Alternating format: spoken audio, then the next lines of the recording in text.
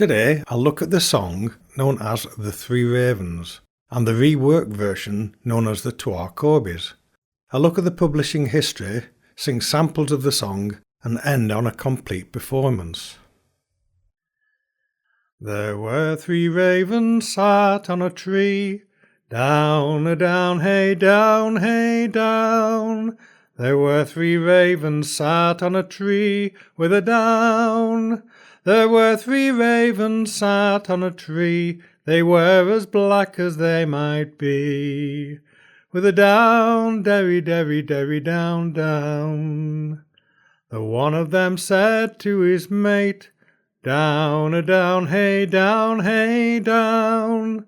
The one of them said to his mate with a down. The one of them said to his mate, where shall we now our breakfast take? With a down, derry, derry, derry, down, down.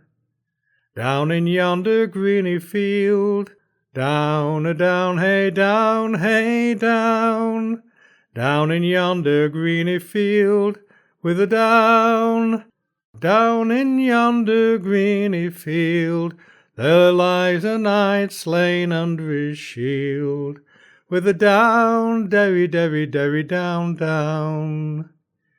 His hounds they lie down at his feet, down a down, hey down, hey down. His hounds they lay down at his feet, with a down. His hounds they lie down at his feet, so well do they the master keep, with a down, derry, derry, derry, down, down. The tune and words were published in 1611 by Thomas Ravenscroft. The ballad tells of a discussion between three ravens that see a dead knight whose body is protected from predators by his hounds and his hawks. This ballad had its origin in England and first appeared in a publication by Thomas Ravenscroft known as Melismata, published in 1611. A tune was included. The text of the ballad is in the form of three repeated lines, interspersed with refrains of the down derry down type, common to other early ballads, and ends on a fourth line, a pattern often related to songs and ballads associated with dance. The Three Ravens tells of a discussion between the birds in respect of the body of a knight. They would like to feed, but the body is guarded by the knight's hawks and hounds. Eventually, the body is visited by a pregnant fallow doe, which takes the body on her back and buries him at Earthen Lake. The doe also dies, possibly out of grief. The doe is thought to be a metaphor for the slain knight's pregnant lover, and the word leman in the final verse comes from the Old English word liofman, which means beloved, and came to mean a sweetheart or a mistress. The ballad clearly predates the 17th century when it was collected, and has a more poetic and mannered style not usually found in the ballads. Some scholars think that the Three Ravens originated from the Corpus Christi carol, which would indicate that it may have its origins as far back as the 15th century. There are symbols within the Three Ravens that occur in the Corpus Christi carol, such as the slain knight who bleeds from his wounds, a hound that lies at the knight's feet, and the maiden that weeps for him, and the bird symbol of the falcon. Unfortunately, there's very little supporting evidence to link these two ballads together. I've examined the Corpus Christi carol in an earlier podcast. The next version of the ballad was printed in 1817 in Minstrelsy Ancient and Modern, edited by William Motherwell, and another version in 1891 in Traditional Tunes, edited by Frank Kidson. There comes his lady full of woe, a down, a down, a derry down. There comes his lady full of woe, hey ho. There comes his lady full of woe, so great with child as she could go. A down, a derry down, hey ho. Who's this that's killed my own true love? A down, a derry down.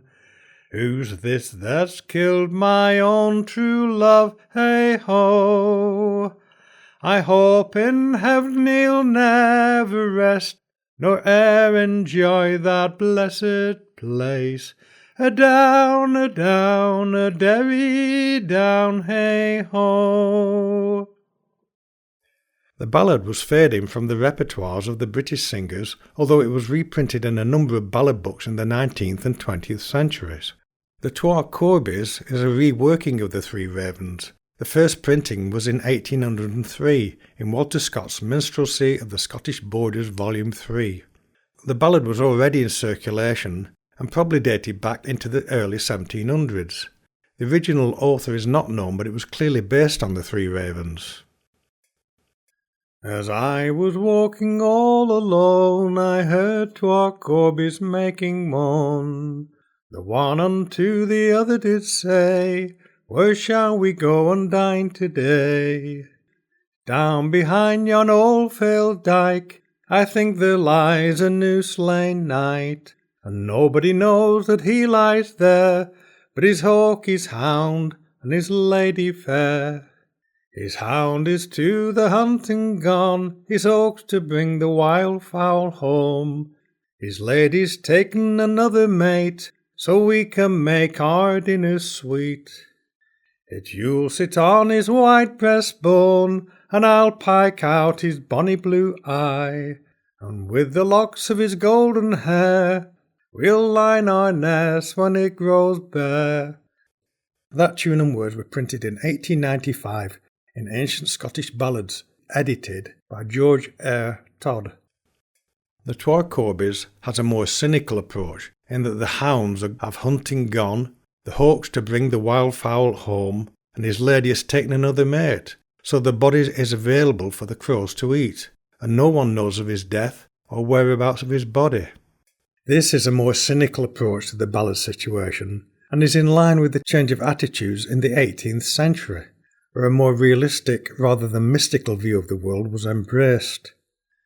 This view affected all the arts of that period, and even led to the reworking of the traditional ballads, replacing the magic and supernatural for more domestic views. The tunes seem to be more upbeat and rhythmical than the Three Ravens tune. The Two Corbies has been more popular in recent times, with versions found in repertoires of the British singers has been very widespread in North America. The storyline of the text has gradually changed in the North American versions. The song was performed in minstrel shows and in the early vaudeville with comic delivery and has been parodied to the point of making little sense. Sometimes the name has been changed to the Two Crows. In 1956, R. M. Blythman, the Scots poet Thurso Berwick, set it to an old Breton tune called The Swan. This is the tune most often heard in the folk clubs and concerts. And I'll end this podcast with the Two Corbies using the Breton tune. As I was walking all alone, I heard Two Corbies making moan. The one unto the other say, Oh, where shall we go and dine today, oh? Where shall we go and dine today? It's behind yon old failed dyke, I think there lies a new slain knight.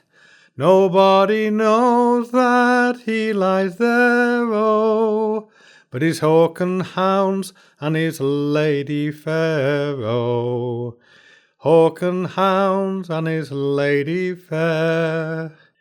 His hound is to the hunting gone, his hawk to bring the wild fowl home.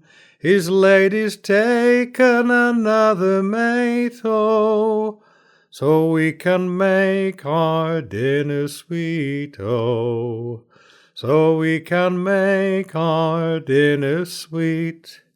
It's you'll sit on his white neck bone, and I'll pike out his bonny blue eye, with the locks of his golden hair, oh, we'll line our nest when it grows bare, oh, line our nest when it grows bare.